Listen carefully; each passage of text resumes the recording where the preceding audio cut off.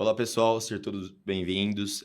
Esse é o primeiro episódio de um projeto que vem sendo construído há um bom tempo já e felizmente ele está sendo concretizado com a primeira participação muito importante, né? Essa primeira participação ela se resume a comprometimento, simplicidade e execução, né?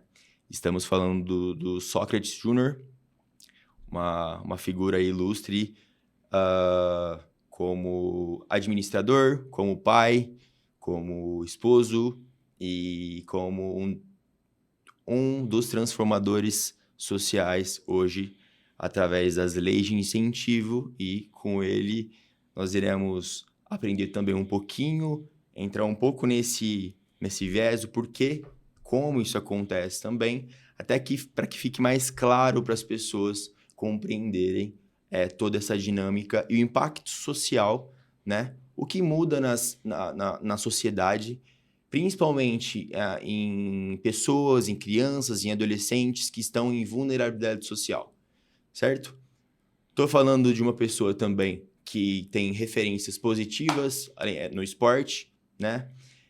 Filho da Silvana, teve uma participação muito importante nas Olimpíadas de meados de 80, e Sócrates, que foi e é uma referência democrática, uma referência de habilidade e de tudo mais um pouco, ex-jogador do Corinthians aí, para mim o principal ídolo, mesmo não sendo corintiano, né? É inegável que deixou um legado não só no esporte, mas também aí na sua ideologia com o time e para a sociedade como um todo.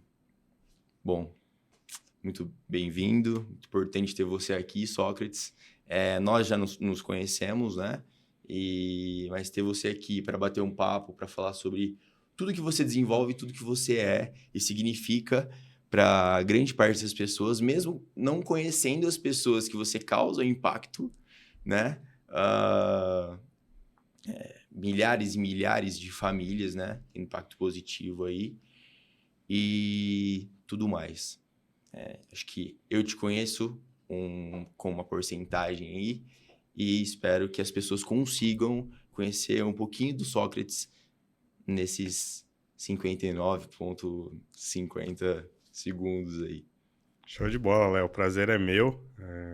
Já tivemos a oportunidade de trabalhar juntos, né? E foi muito legal. A gente sempre teve trocas, apesar de rápidas, muito legais, né? E, enfim, você também contribuiu bastante para essa trajetória, para esse impacto que você está dizendo. Então, vai ser um prazer compartilhar essa experiência, compartilhar essas visões que a gente foi adquirindo aí ao longo dessa trajetória, nessas todas facetas que você trouxe, né? E acho que eu gosto muito disso, né? De atuar em vários campos, de não me especializar em algo muito único, né? Acho que essa diversidade de experiências, de visões vão construindo algo que na minha concepção é mais legal. Então, estamos aí para compartilhar com você, com o pessoal e desenvolver esse papo da melhor forma possível. Perfeito.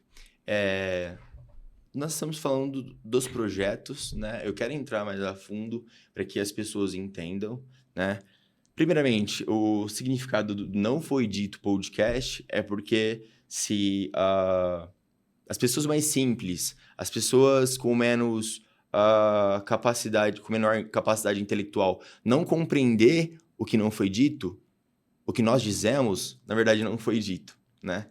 Então, de alguma forma, é possível que a gente se adeque às pessoas e não ao contrário, né? Nós precisamos adaptar um diálogo sólido, simples, assertivo, porque se eu disse aquilo e a minha avó não compreendeu, então realmente talvez eu não saiba, né? Foi tirada de um dos textos do Einstein, mas que eu levo para a vida e isso influenciou, né, no nome aqui. Bom, de onde veio essa... É uma pergunta retórica, né?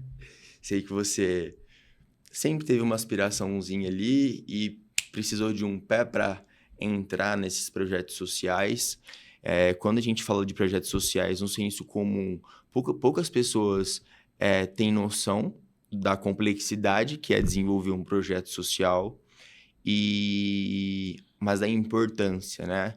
Porque eu percebo muitas pessoas utilizando isso como um sensacionalismo, né? E aí não estamos falando de empresa, e sim algo de exposição.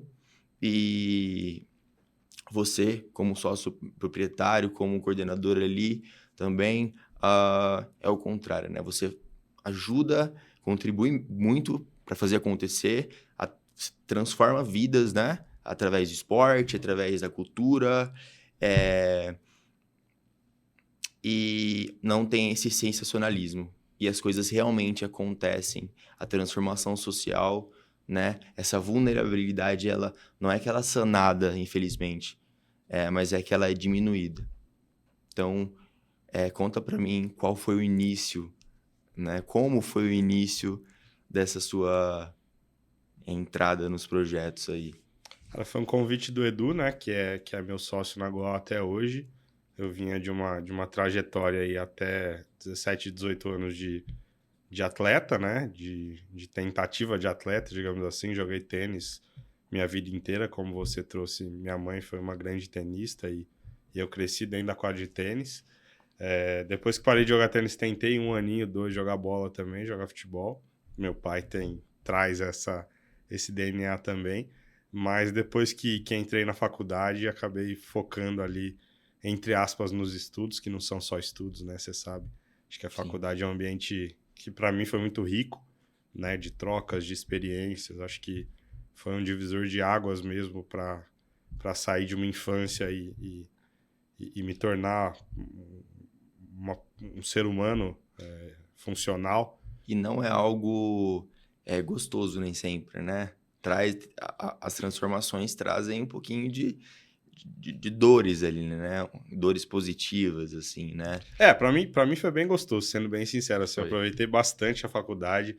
Acho que por essa trajetória de quase atleta, né? Eu me privei de muitas coisas tradicionais ali para as idades, né? Sim. Até 14, 15, 16 anos. E aí eu consegui aproveitar bastante a faculdade por essa interrupção, né? Nessa trajetória. Muito treino, muitas regras, né? De alta performance ali, né? Exatamente. E a faculdade me propiciou, além de conhecer muita gente nova, com cabeças diferentes, visões diferentes, muita liberdade, assim, muita coisa boa, assim. Então, para mim, foi uma transformação que foi muito gostosa, assim. Uhum. Mas quando eu estava terminando a faculdade, respondendo sua pergunta, faltando 1 ano ali para me formar, eu tava perdidaço, assim. Eu fiz administração, né? Na USP, né? Na USP, aqui em Ribeirão. E por natureza, acho que administrador é um cara indeciso, né? Pra você fazer faculdade de administração já quer dizer que você não tem muita certeza de nada, né? É o que falam. Fui exatamente isso. Era atleta, escolhi administração porque eu não tinha a menor ideia do que eu queria fazer e me deparei com um papel ali da FUVEST na minha frente, tendo que escolher, né? No meu caso foi exatamente isso e passei a faculdade toda conhecendo coisas novas, como eu te falei, fui da Atlética, enfim, fiz jogos universitários, joguei tênis, joguei bola, participei de tudo que tinha para participar, festa pra caramba, nas aulas também.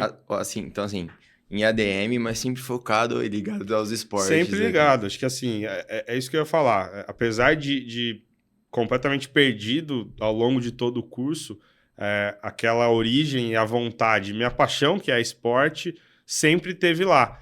E na faculdade, principalmente, acho que já tinha predisposições para isso, né?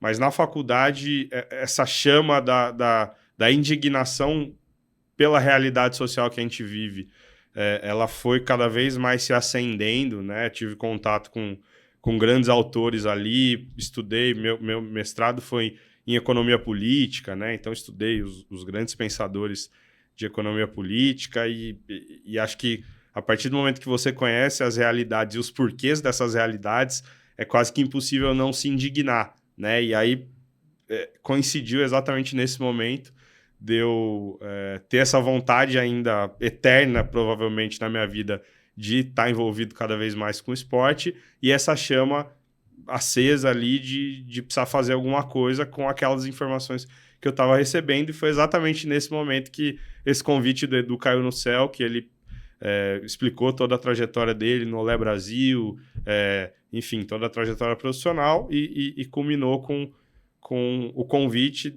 dele me falando que havia fundado há 10 anos antes, né, a Associação Pro Esporte e Cultura, que é a entidade que a gente toca os projetos até hoje, que ele estava saindo do Olé Brasil, estava voltando à Associação Pro Esporte, que ele não tinha dinheiro para me pagar, mas que ele gostaria muito de contar com a minha ajuda. Foi através de uma conversa dele com a minha mãe contando essa história para ele também. Sim. Ele chegou até mim. Eu falei, cara, é exatamente isso que eu quero, né? Trabalhar com esporte, trabalhar com transformação social, é o que eu estava procurando. Então, aceitei na hora e foi aí que começou essa trajetória. E aí, os laços, eles vão se fazendo, né, ao longo do tempo. Porque, como eu percebi, não houve nenhum facilitador, né? Houveram diálogos ali para deixar claro quais eram as suas intenções, mas principalmente quais eram as intenções do Edu, né? Levar você para aquele projeto ali. Então, não houve nenhum tipo de benefício, né? O que eu percebi é que houve uma vontade muito grande, uma indignação que pode parecer, no primeiro momento, uma indignação de quem está indo, de quem está saindo da adolescência e indo para a vida adulta, né? A gente pode, no senso comum, falar, o adolescente quer mudar o mundo. E eu percebo que essa sua sede, essa sua vontade, com o Edu e com toda a galera também, com quem trabalha, né, juntos, ela permanece até hoje. O que significa um projeto social para você hoje, de um modo geral? E, assim, podemos falar sobre inúmeros projetos sociais, né? Mas um projeto social relacionado ao esporte hoje, relacionado à cultura. O que significa hoje para você? Cara, uma pergunta bem ampla, né? E difícil de ser respondida tão rápido, né? Mas vou tentar resumir o que me vem à cabeça. Acho que o projeto social, na verdade, ele tem que cumprir uma missão, né? Eu acho que é isso. O objetivo e a missão tem que estar clara. O que você quer transformar, né? Qual é o problema que você enfrenta e o que você quer transformar, no que você quer transformar nesse problema.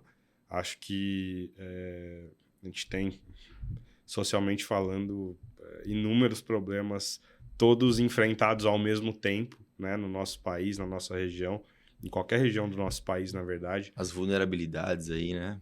São múltiplas, né? Você tem vulnerabilidade econômica, vulnerabilidade social, você tem vulnerabilidade educacional, de saúde, isso tudo junto, misturado então, assim, campo para você trabalhar é o que mais existe, né? Acho que a forma mais fácil de você começar e você, de fato, conseguir gerar impacto é escolhendo uma luta específica, começando por ela e não necessariamente se limitando a ela, mas começando por ela para que depois você comece a expandir isso e consiga atacar esses múltiplos problemas de diferentes frentes, né? Mas acho que escolher uma delas para começar e para a partir daí você utilizar isso como linguagem, acho que é uma estratégia interessante e acho que consigo responder sua pergunta do que é um projeto social. É exatamente isso, você escolher uma vulnerabilidade e se propor a amenizá-la, melhorá-la ou numa utopia resolvê-la, né? Que acho que a utopia é importante, você sonhar com resolver um problema, mesmo que você não atinja, por definição, uma utopia é algo que é muito difícil de ser atingido, né? Então acho que em resumo eu responderia dessa forma. Sim, talvez seja uma forma de chegar mais perto do que a equipe, de modo geral, se propôs, né? O outro campo seria sonhar, ou imaginar, ou estar estagnado, pensando que a culpa são das outras pessoas. Claro, assim como em outros países, um pouco mais, né? O Brasil hoje e há muito tempo atrás enfrenta uma desigualdade social e uma falta de distribuição de renda enorme, o que culmina, né? Resulta aí para essas vulnerabilidades específicas. Estamos falando de crianças no período ali entre ser criança e ser adolescente, que está na rua, e aí o projeto oferece, além de... não é uma simples jogar futebol, né? Não é um simples jogo, tem toda uma filosofia por trás disso. Não estamos falando de um mero projeto assistencialista. Não, né, criticando, mas eu percebo que os projetos sociais que vocês desenvolvem têm é mais amplo, tem um porquê, né? Primeiro, sanar ou diminuir essas vulnerabilidades no país, mas não somente. Tem uma filosofia por trás disso, tem uma espécie de psicoeducação, né? E o jovem, adolescente, a criança, ela entra diferente do que... Ela sai diferente do que ela entrou, O né? objetivo é esse, né? Acho que a gente escolheu a principal ferramenta que eu entendo hoje que seja a principal linguagem para acessar esses jovens, que é a linguagem do esporte e das artes, né? Da cultura, mais especificamente das artes. Então, é com essa linguagem que a gente luta, né? Qualquer esporte, qualquer atividade artística, a gente tem uma gama delas, né? Futebol, vôlei, natação, tênis, basquete, enfim, a gente trabalha com várias atividades esportivas e várias atividades culturais também, música, dança, circo, teatro, enfim. Mas o grande ponto em todas elas, assim, a gente não acredita que qualquer atividade artística ou esportiva consiga transformar uma realidade por si só, né? Elas são pura e simplesmente linguagens muito poderosas, talvez as mais poderosas, mas elas não fazem o trabalho sozinhas. Apenas uma ferramenta. Exatamente, Ali, senão todo artista e todo atleta seria exemplo de ser humano e a gente está cansado de ver aí o oposto disso. Exatamente. Né? Então, tudo depende de como você trabalha, né? Da pedagogia por trás daquilo, da ideia por trás daquilo. Então, a gente vem desenvolvendo metodologias, né? Boa parte delas por psicólogos, por isso esse caráter tão forte da psicoeducação, como você trouxe. Metodologias trabalhando dentro da quadra, né? Como a gente dá essas aulas. Então, a gente tem a metodologia 3 Tempos, que é uma metodologia que preza pelo diálogo, pelas trocas, pelos acordos. Feedbacks Feedbacks, autoavaliações, enfim, trazendo elementos como esses. A gente tem a metodologia em parceria com as escolas também, de acompanhamento escolar, de autoavaliação nessa relação da criança com a escola, com os pais, enfim. Então, a gente vem desenvolvendo uma série de metodologias e não quer parar de fazer isso, né? De melhorar essas metodologias, porque a ideia é exatamente essa, assim. Não adianta achar que vai acontecer uma mágica de você jogar uma bola ali, botar 5 para cada lado e achar que vai haver alguma transformação ali. Não vai. Acho que o esporte e a cultura em si, eles, na verdade, potencializam e demonstram ali problemas muito parecidos com o que a gente vive fora dali, né? Então, dentro daquele ambiente, estão inseridos os mesmos problemas que fora, né? Você tem ali machismo, você tem ali discriminação, você tem ali agressividade, você tem ali competitividade excessiva, você tem ali cooperação, você tem solidariedade, você tem respeito, você tem afeto, tá tudo ali.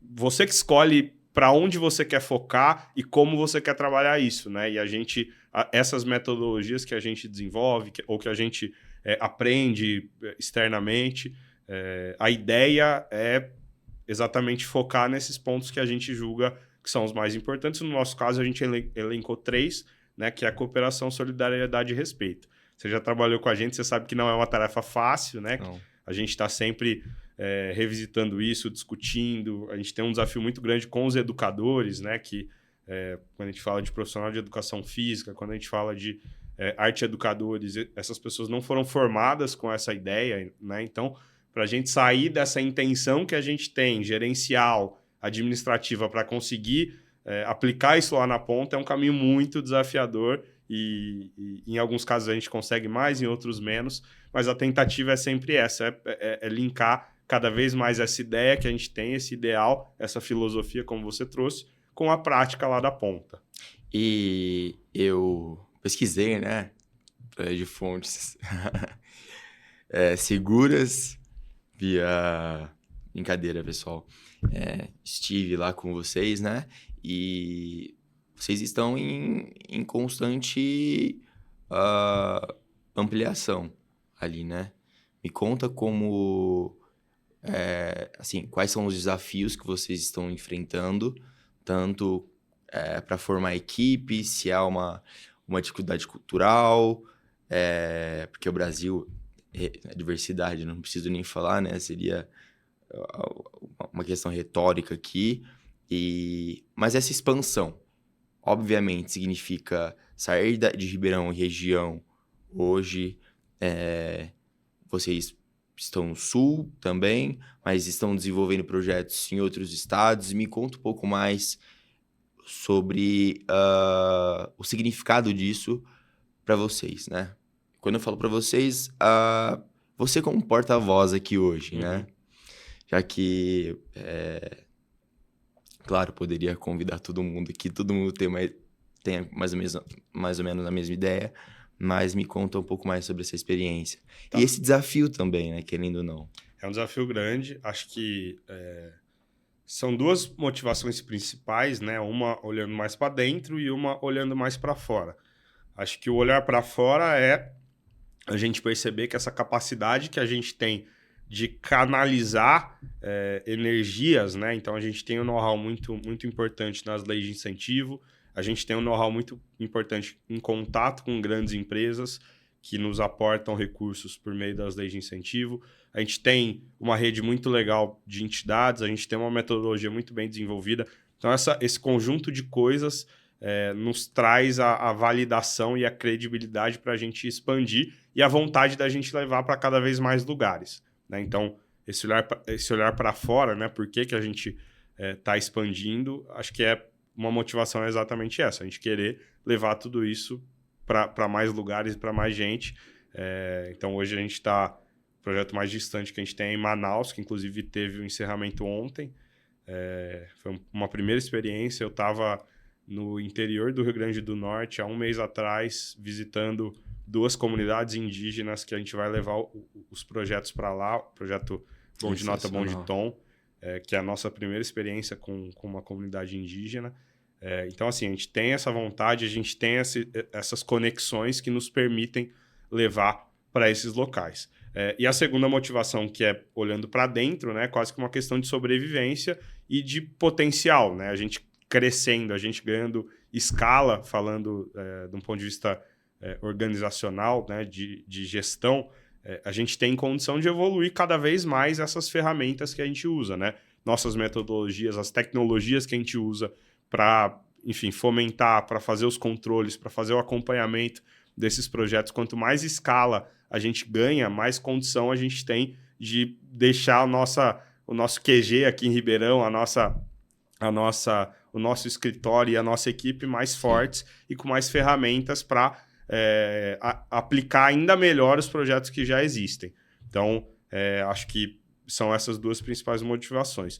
Acho que o grande desafio é realmente criar uma cultura que convirja, né? Porque são mais de 150 profissionais espalhados, com modalidades muito diferentes, com perfis muito diferentes. Então, você tem de educador físico a artistas, né? E com pessoas com perfis muito diferentes. Pessoal da flauta, do violão ali. Exato, com visões de mundo quase que antagônicas muitas vezes, né? E você tem que trazer essa galera para a mesma cultura, para a mesma missão, para a mesma ideia geral, né? Com as suas particularidades. Então, a gente faz uma capacitação uma vez por ano, mas tem esse trabalho da equipe para tentar passar essa mesma mensagem para todo esse pessoal, né? Isso é muito difícil.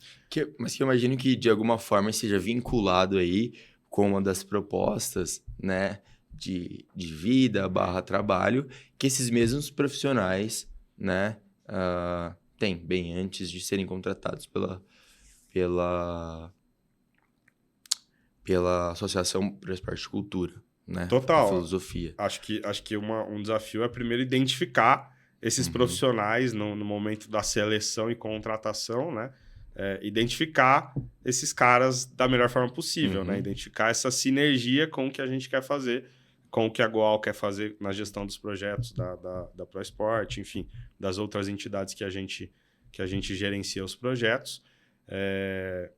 Mas um desafio é esse, e um outro desafio é um desafio operacional, né? Como a gente está muito longe das operações, né?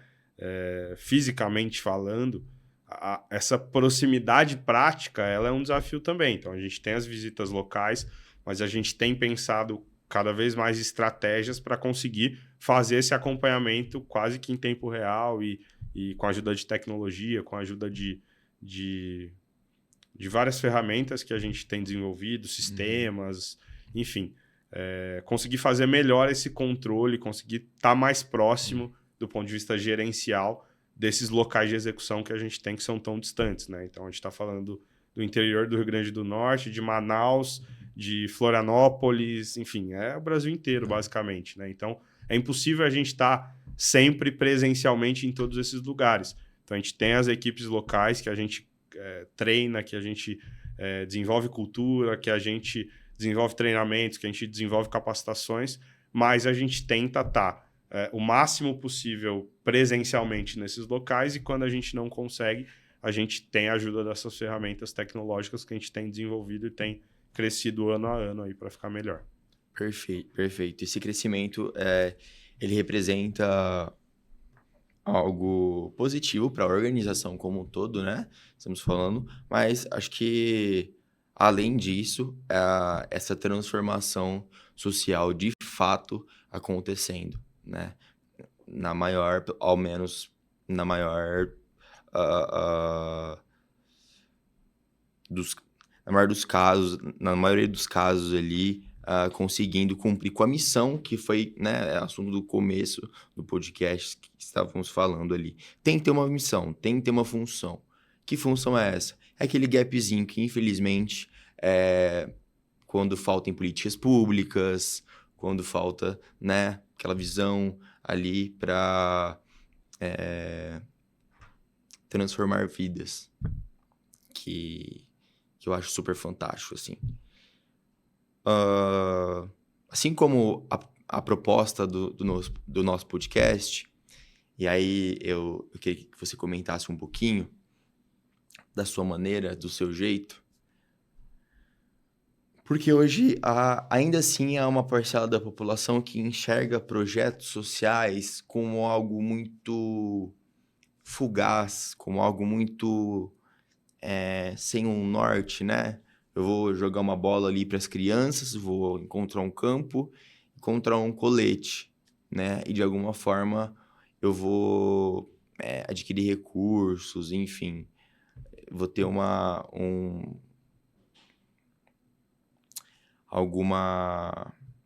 valor financeiro com isso, né? Que é uma visão distorcida. Pode haver né? Pode ser que exista essas pessoas, mas não percebo isso da PEC, da GUAL, enfim. Existe uma complexidade grande, né, para que os projetos sejam aprovados. Eu queria que você falasse, se possível, um pouco sobre isso, né? O que é uma lei de incentivo? O que é uma lei de incentivo? Porque existem várias leis de incentivo, pelo que eu entendi. Como é a dificuldade... claro, entra governo e sai governo, existem maiores ou menores dificuldades, mas elas permanecem independente disso, e independente do executivo aí, né? Existem condições para que os projetos sejam aprovados ou não. Queria que você falasse um pouco mais sobre isso. Por que dessa pergunta? Para deixar um pouco mais claro para as pessoas que esses projetos sociais não são projetos perversos, projetos de lavagem de dinheiro ou algo do tipo, coisa que eu já ouvi falar, né, em outros casos, em outras épocas aí, e não percebo isso, né, quando estamos falando de projetos sociais via lei de incentivo. A lei de incentivo é uma ferramenta dos governos, né, e tem a nível federal, nível estadual e nível municipal, ferramentas que basicamente o governo terceiriza uma responsabilidade que é dele governo. Então a gente tem nossas constituições federal, estadual e municipal que exigem obrigações do governo, né? E uma delas, por exemplo, é oferecer atividades esportivas, de lazer, atividades culturais, saúde, educação, enfim, o governo tem uma série de obrigações, né?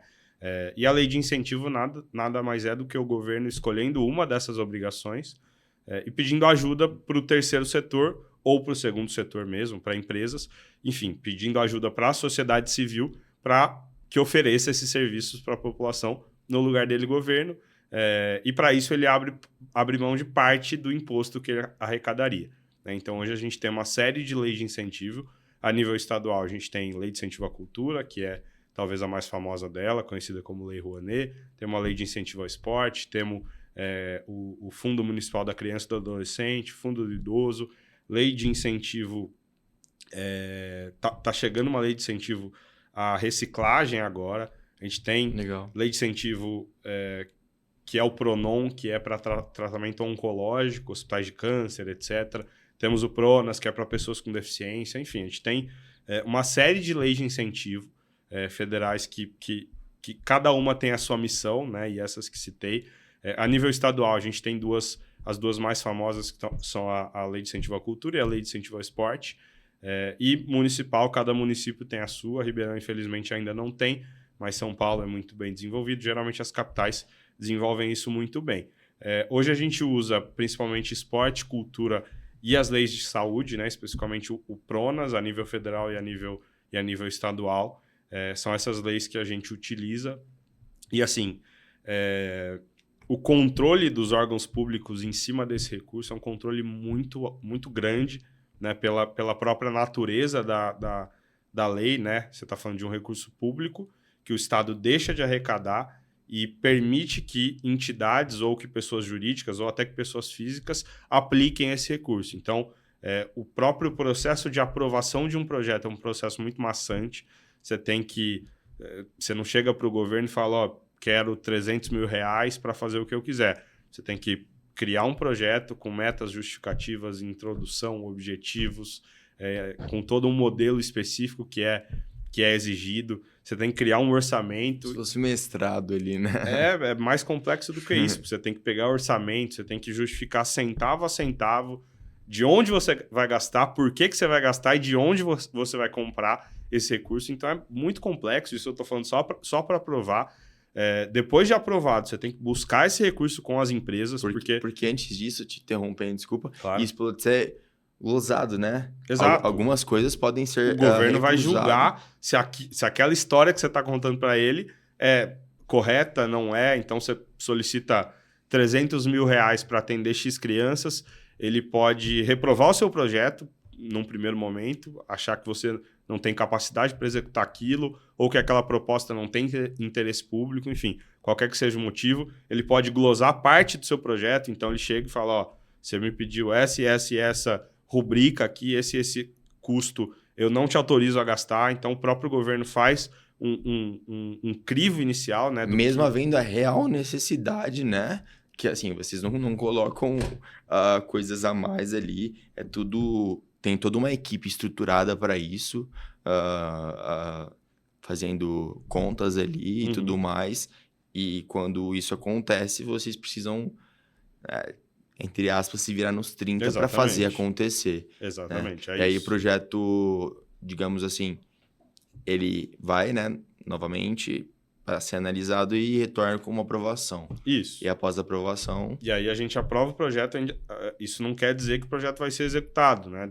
A aprovação numa lei de incentivo é só uma autorização para captar recursos. Perfeito. Né? Aí você tem que ir no mercado buscar com empresas, né, com características específicas, porque o dinheiro vem das empresas, né? É um recurso considerado um recurso público, porque o governo abre mão de arrecadação, mas quem decide qual projeto vai receber o financiamento é a empresa, não é o governo. Né? O governo só aprova a sua autorização para captar o recurso. Né? E a empresa que define se ela vai patrocinar o projeto A, B ou C. Então não adianta nada você aprovar o seu projeto com o governo, com qualquer dos órgãos que são competentes, né? Seja ministérios federais ou secretarias estaduais, se você não tiver a empresa, o ente privado que vai bancar esse recurso. Né? Então a gente tem todo um trabalho de prospecção de patrocinadores, relacionamento com esses patrocinadores, contrapartidas a esses patrocinadores. É também um processo bem delicado, bem maçante. Cada patrocinador tem uma característica, tem uns que preferem olhar para impacto social, tem patrocinadores que preferem olhar para comunicação, né, para retorno de marketing, de marca, tem perfis de projetos, então patrocinadores que preferem perfil A, B ou C, a modalidade A, B ou C, enfim, é uma arte, né, por si só, e é mais uma etapa desse processo. Superada essa etapa, a gente entra na etapa de execução, que a gente estava falando mais anteriormente, que é todo esse desafio de implantar os projetos nas diferentes localidades, de aplicar os recursos conforme o plano de trabalho foi aprovado. Enfim, tem toda uma complexidade, gestão de pessoas, treinamento, compra de materiais, alimentação, enfim. Correndo contra o tempo ali para executar o projeto de alguma forma, né? Tem um prazo específico, Exatamente. Então é mais um desafio muito grande de execução.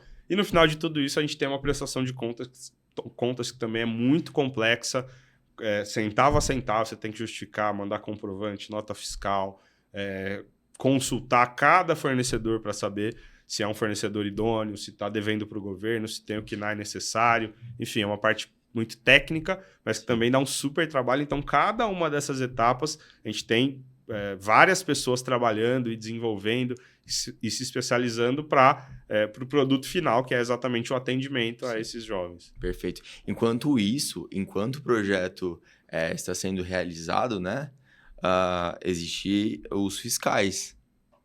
É importante a gente ressaltar que existem fiscais que podem ir aos locais, né, de atendimento ali no projeto para justamente saber se o projeto está acontecendo ou não, se alguma pessoa está faltando ou não.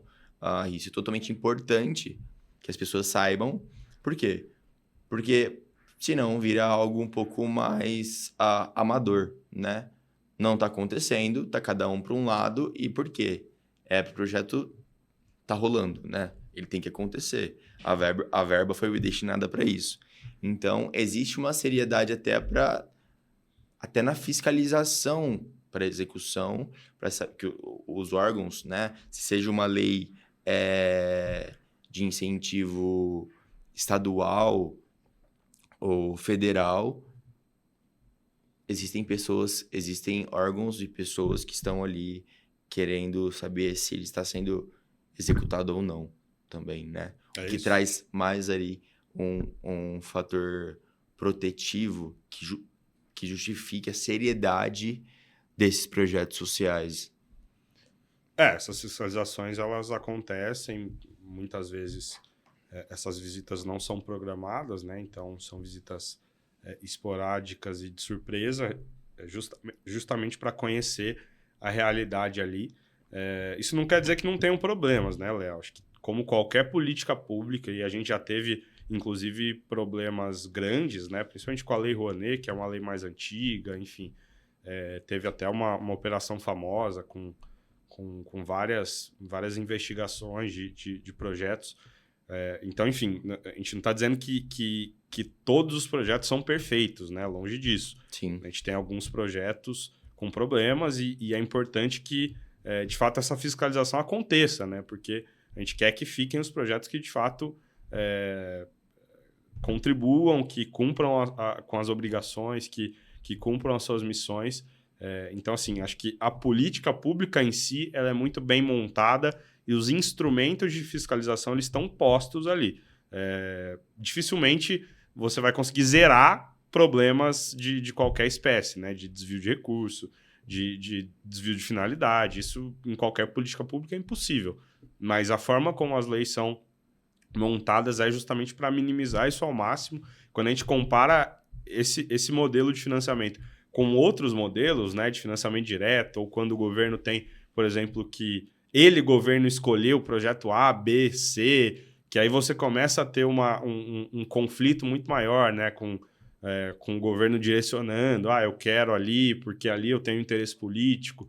A lei de incentivo, ela protege isso, né, porque não é o governo, não é o governante, não é o secretário, não é o técnico que escolhe qual projeto vai acontecer, né? Quem escolhe qual projeto vai acontecer é a empresa com a aprovação do governo. Então, isso já muda toda essa dinâmica, né? Você não tem tanto problema de corrupção, por exemplo, ou você não tem nenhum problema, basicamente, por conta disso, né? Porque você tem esse crivo aí, né? Crivo, exatamente. A decisão final não está na mão do governo. A decisão final está na mão das empresas. E também não estou dizendo que as empresas são todas maravilhosas e que escolhem isso bem. Isso é um outro problema que a gente pode discutir também. Isso, inclusive, a fiscalização é importante porque caso haja alguma questão relacionada à corrupção ou desvio de verba através após a aprovação e tudo isso, tais fiscalizações consigam, de modo assertivo, né, punir, retirar essas pessoas, né, para que não prejudique e não deixe uma imagem hiper generalizada em relação aos projetos sociais, né? Ou melhor dizendo, que isso não represente o que, de fato, todas as empresas do setor 2,5 aí, né, que a gente fala, do terceiro setor, não seja vista de uma forma perversa, como não é.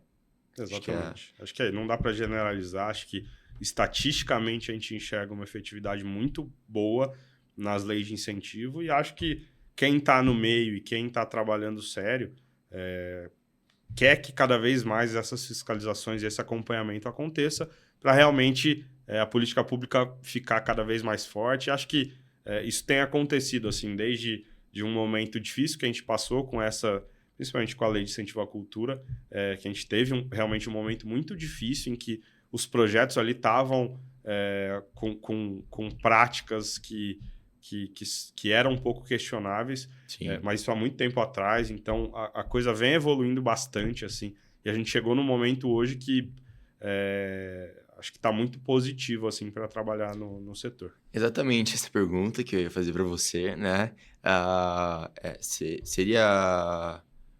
Seria muito raso falar sobre esquerda e direita aqui, sobre questão governamental. Eu vejo você mais como uma pessoa a favor da democracia, né?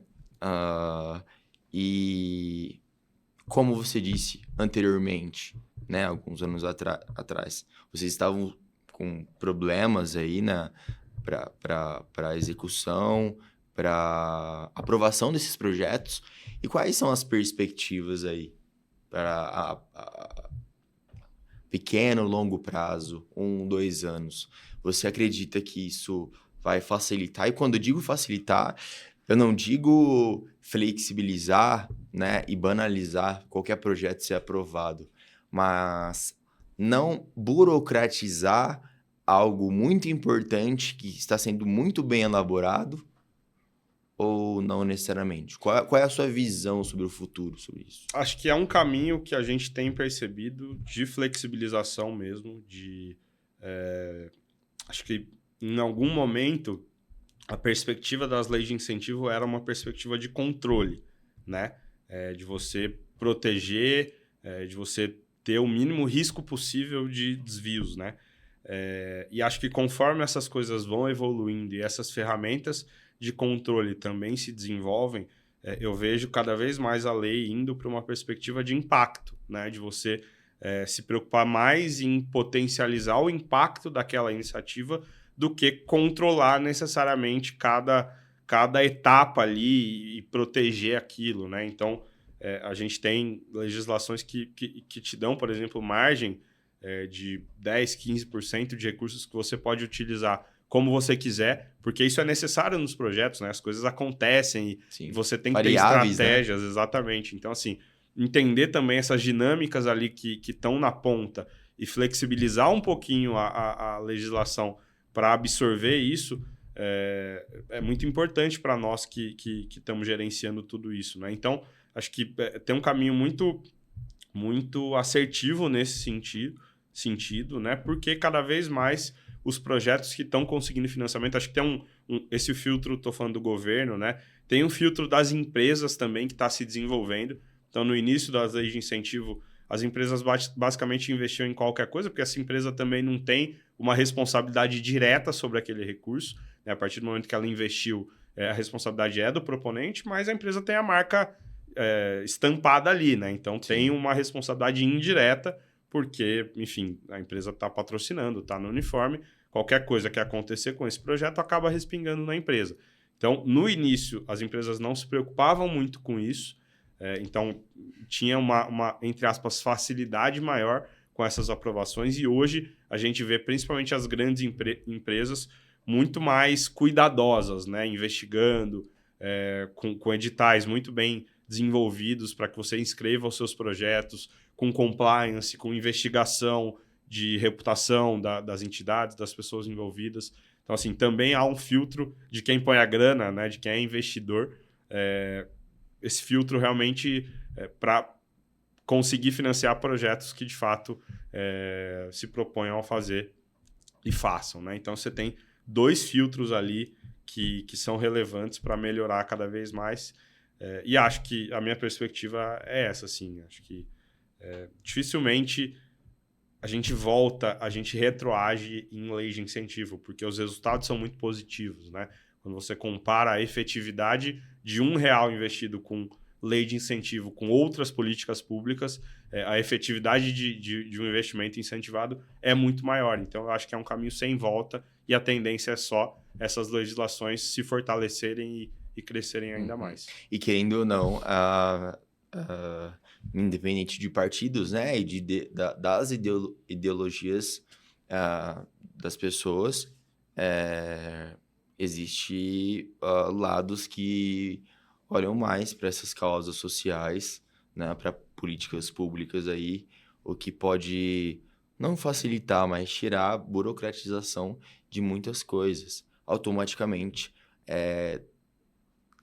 fazer com que o trabalho das empresas possam fluir, né, de uma melhor forma e não prejudicar ou deixar um tempo maior, o que causa um estresse também, provavelmente, né, na equipe como um todo, e isso é muito positivo. Então, sua perspectiva é positiva para o futuro. Acho que nunca tivemos com tanta oportunidade, com tanta perspectiva legal, assim, de futuro. Então, com certeza.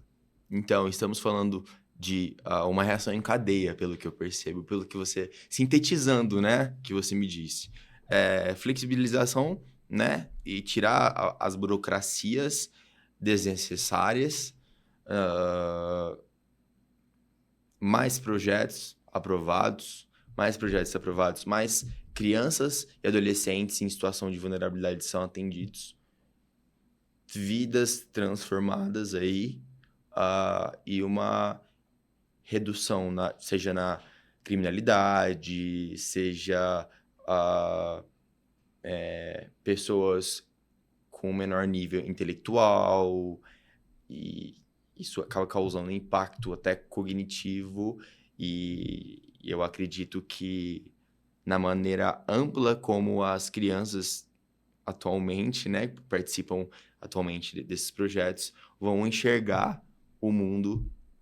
Por quê? Quando a gente fala de vulnerabilidade, eu entendo, né, como uma ferida aberta ali. Existe uma ferida aberta que, se você jogar alguma coisa, aquilo vai inflamar ainda mais, né? Vulnerabilidade, morar perto de um ponto de tráfico ali, a criança ser convidada, ou não ter mãe, ou estar exposta a uma agressão. E quando ela vem com esse projeto visa, né, colaboração, solidariedade e respeito, né? O que é totalmente preto no branco, né? Contra tudo aquilo que, quando eu falo contra ali, de modo que essa criança possa, no mínimo, questionar as práticas ruins que o primeiro grupo social, que é a família, apresentou para elas, né? Então, acaba sendo uma reação em cadeia. Eu pressuponho que elas acabam ampliando as perspectivas do mundo, que existe um mundo para além disso, né? Isso é sensacional e é algo a ser comemorado. Por isso eu quis frisar muito bem e te colocar na parede, entre aspas, para que você responda por quê, como isso, né, é desenvolvido, a dificuldade que é aprovar um projeto, para desmistificar toda uma falácia aí que infelizmente existe. Bom, Sócrates como pai. O que ser pai significa para você? Mudando de um assunto para o outro de maneira rápida e prática, assim. Eu te percebo você como uma pessoa bem sensível, numa sensibilidade, né, gostosa e positiva de se ver, e como pai percebo que não deve ser diferente, né? Cara, acho que foi a maior transformação da minha vida, assim, mais do que aquele momento de faculdade, né, que a gente já conversou. Acho que é uma transformação muito mais do dia para a noite, né? Literalmente do dia para a noite nasce um ser humano na sua frente ali, que você é responsável por tudo, né? Por educar, por manter, por afeto, por segurança, enfim.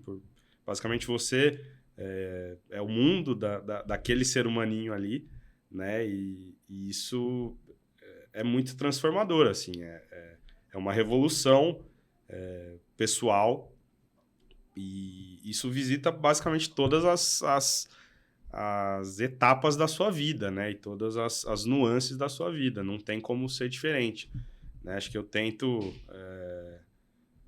passar para a Flora, né? Que é minha filha que está com 2 aninhos, o que eu tenho de melhor, basicamente, né? Cara. Já, cara. Tempo voa. Tá muito rápido. A tentativa é essa, Léo, de ser minha melhor versão. E acho que é desafiador, né? Principalmente para paternidade, né? A gente tá presente, a gente de fato conseguir Ser uma rede de apoio ali, talvez. acho que é mais do que isso, cara. Acho que a gente não se contentar com ser uma rede de apoio, né? A gente tentar ser mais do que isso. A gente tentar de fato chegar perto da importância que a mãe tem para aquele bebê. Também. Mesmo considerando que não existe um manual de como ser pai ou de como ser mãe ali, né? Então, Acho que longe disso, cara. Tentar acertar o máximo possível. E acho que o principal é estar disposto, né? Acho que criança, pelo que eu percebo, entende afeto como tempo, né? Como tempo de qualidade, como dedicação. É isso que para aquele ser humaninho ali que está conhecendo o mundo agora, é isso que representa amor, né? É isso que representa conexão. Então, acho que é isso que eu tento fazer com ela, assim, de me dedicar, de oferecer o que eu tenho de melhor, tentar mitigar o que eu tenho de pior e assim a gente vai indo, assim, mas é muito difícil, é muito cansativo, mas é a melhor coisa que eu já experimentei, assim, é muito louco. Perfeito. Eu gostaria de ficar horas e horas aqui conversando com você, é realmente muito prazeroso. Infelizmente, estamos no final. Vou fazer um bate-bola ali com você, mas antes eu gostaria de ressaltar e falar sobre um patrocinador, né, do Não Foi Dito Podcast, que é Coneman Conexões e Mangueiras. Lá você encontra não só produtos, mas você encontra soluções. Eu tenho uma empresa, né? Você encontra soluções para sua empresa, desde mangueiras, conexões, acessórios, lavadoras, né? Aspiradores e indústrias também, mangueiras de alta pressão e tudo mais. Então, Coneman, Conexões Mangueiras, aqui em Ribeirão, que atende Ribeirão e a região inteira também, além de outras de outros estados. Pensou em Conemã, pensou em soluções aí, né? Pode procurar no Google ou acessar www.coneman.com.br e no Instagram também você encontra lá. Então, além de produtos, soluções. Voltando aqui,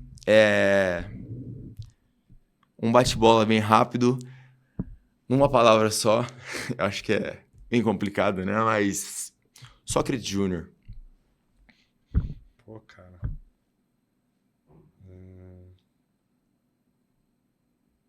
Difícil, essa você me pegou. Acho que eu tento não perder a capacidade de sonhar. Perfeito. Sua mãe. Referência. Seu pai. Ídolo. Esporte. Linguagem. Futuro. Sonho. Sensacional. Muito obrigado pela presença. Valeu, Léo. Demais. Cara. Adorei. Que você consiga cada vez mais tocar com esses projetos, ser um dos sonhadores, porque, na verdade, percebemos que esses sonhos estão sendo concretizados aí, e é uma honra, um prazer estar com você aqui nesse momento tão rico, né? Porque, na minha concepção, tempo é a forma de tangenciar a importância que nós temos enquanto estamos vivos. Então, muito obrigado pela presença, e é isso aí. Muito obrigado, pessoal, que vai nos acompanhar, né? Estamos em gravação e até a próxima.